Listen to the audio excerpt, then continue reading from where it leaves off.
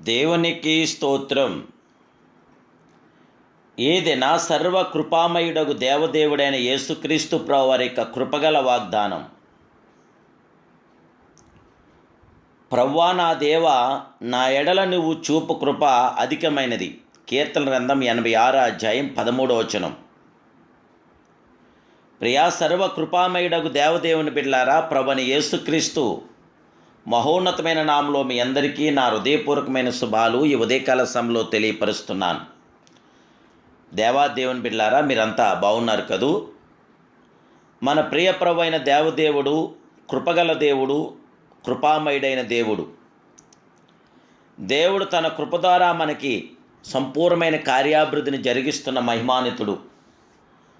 అల్పులమైన మన కొరకు ఆయన కార్చిన రుధిరం అత్యంత విలువైనదని మనం గ్రహించాలి, బ్రతకాలి. దేవుని ఆత్మచేత నడిపించబడుచున్న మనము దేవుని ఉన్నతమైన పనుల కొరకు పరిగెత్తవలసిన పని ఎంతైనా ఉంది. దేవుని బిడ్డలారా,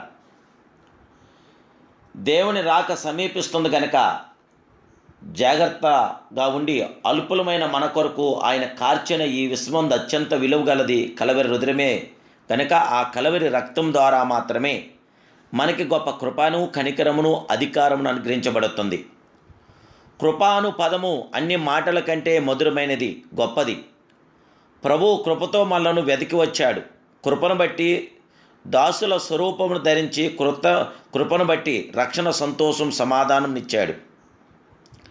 అయితే కృపలన్నిటిలో గొప్ప కృప మన ప్రాణమును పాతాళ నిత్యవేదన కూడి అగ్నిగుండం నుండి విడిపించుట. ఆ కృపను తలంచిన దావీదు ఆయన కృప గొప్పదని కొనియాడుచున్నాడు, మహింపరుచున్నాడు, ఆరాధన చేస్తున్నాడు. కృప అనగా అర్హత లేని వారిపై చూపబడు దేవుని దయ. మనం పాపులముగాను అతిక్రమములు చేయువారుగాను ఉండగా ఆయన తన జీవమునిచ్చి మనలను తన బిడ్డగా కౌగిలించుకున్నట ఎంత గొప్ప కృప దేవుని బిడ్డలారా. దేవుడు తన శాశ్వతమైన కృపను మన మీద కుమరిస్తున్నాడు. ఆయన కృప గొప్పది. ఆయన కృపామయుడు, దయాదాక్షిణ్యపురుడు, అత్యంత కృపగల దేవుడు, కృపా బాహుల్యం కలిగిన వాడు. భూమి కంటే ఆకాశం ఎంతో ఉన్నతంగా ఉన్నదని మనము విస్మయం చెందుచున్నాం. అయితే ఆయన యందు భయభక్తులు గలవారి ఎడల ఆయన కృప అంత అధికంగా ఉన్నది. దేవుని గొప్ప కృపను ధ్యానించిన దావీదు 136వ కీర్తన అంతటిలో అన్ని వచనంలోనూ యెహోవా కృప నిరంతరం ఉండునని పాడగలిగాడు. దేవుని బిడ్డలారా, దేవుని మహాకృప మనతో ఉండగలుగుచున్నది. దేవుని తన శాశ్వతన కృపను మనకు అనుగ్రహిస్తున్నాడు. రాజగు సొలొమోను దేవుని కొరకు గొప్ప ఆలయంను కట్టినప్పుడు ఆయన గొప్ప కృపను జ్ఞాపకం చేసుకొనెను. ఆయన కృపను స్తుతించినప్పుడు, కొనియాడినప్పుడు దేవాలయం అంతటను మహిమతోనూ మేఘముతోనూ నిండెను. యెహోవా దయాళుడు, ఆయన కృప నిలుచును. ఆయనకు కృతజ్ఞతాస్తులు చెల్లించుడి, ఆయన కృప నిరంతరము నిల్చునని ఇశ్రాయేలు అందురుగాక. నేడు ప్రభు మీ కొరకు వాగ్దానం ఇచ్చున్నాడు. నా కృప నిన్ను విడిచిపోదు అనున్నదే ఆయన వాగ్దానం. అవును, ఆయన కృప మనకు చాలు. ఆయన తన శాశ్వతమైన కృపను మనకు అనుగ్రహిస్తూ తన విలువైన రక్తాన్ని మన కొరకు చిందించాడు. ఆయన యేసు రక్తం చేత మనకు జయ విజయం కలుగుతుంది. ఆయన కృప ద్వారా మనల్ని ఎంతో జయము కలుగుతుంది, విజయం కలుగుతుంది. జయముగల దేవుని బిడ్డలారా, ఆయన శాశ్వతమైన కృపతో మనం నింపబడటానికి ఇప్పుడే సర్వకృపామయుడైన దేవదేవుడు, ఆ సర్వోన్నతుడైన ప్రియ ప్రభువుకి మహిమకరంగా మన జీవితాలు ఆయనతో కొనసాగిద్దాం. ఎందుకంటే ఆయన ద్వారా మాత్రమే మనకు జయం కలుగుతుంది.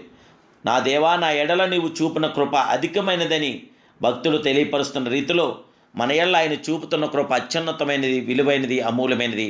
ఆయన నామానికి మహిమకరంగా ఇప్పుడే ప్రార్థిద్దాం. ప్రార్థనలో ఏకీభవించండి. మహాపరిశుద్ధుడును, మహోన్నతుడును, సర్వకృపామయుడును, కృపగల దేవానికి స్తోత్రాలు. ఉదయకాల సమయంలో మీరిచ్చిన ధన్యకరమైన సమయాన్ని బట్టి మీకు వందనాలు. మీరిచ్చిన ఈ దినాన్ని బట్టి మీ స్తోత్రాలు. దయచేసి మీ బిడ్డలైన మమ్మల్ని మీరు జ్ఞాపం చేసుకుని మీ ప్రసన్నత, మీ పరిపూర్ణత మాకు దయచేయండి. ప్రభా మా దేవా, మా ఎడల నువ్వు చూపు కృప అధికమైనది. పాతాళపు అగాధం నుండి మా ప్రాణము తప్పించిన మహిమానుతులు మీరే. మీ కృప ద్వారా మాకు జయమని గ్రహించండి. దేవానికి స్తోత్రాలు. మాకు విజయం దయచేయండి. అర్హత లేని మాకు అర్హత చూపుతున్న దేవుడు నీవే. జయమిస్తున్న దేవుడు నీవే.